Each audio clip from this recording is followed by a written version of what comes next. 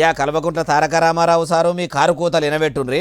రేవంత్ రెడ్డి గారు నిన్న మాట్లాడిన మాటలు ఆయనలోని నిరాశకి, ఆయనలో ఉండే ఒక ఫ్రస్ట్రేషన్కి, నిస్పృహకి సంకేతంగా మేము భావిస్తా ఉన్నాం.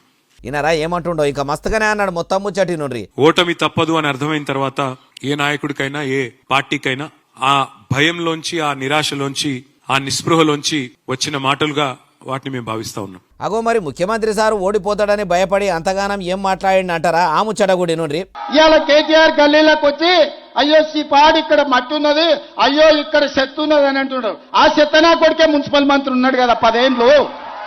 ఈ చెత్త పెరగడానికి, ఈ మోరీలు నిండడానికి, ఇవన్నీ సర్వ దరిద్రాలకు, సర్వ రోగాలకు కారణం వాడే కాదా? అయ్యా సీఎం రేవంత్ సారు మీరు ఓ ముఖ్యమంత్రి అయి ఉండి కూడా ఇట్లా నోటితోనరాని చెవులతోనరాని మాటలు అనడేంది సారు? అయినా మీ లీడర్లు ఎవ్వరు ఏం తక్కువ కాదు సారు, మీరు ఇట్లా మాట్లాడు మామూలే కదా అంటుర్రు. ఏ ముచ్చటిన్నోళ్ళు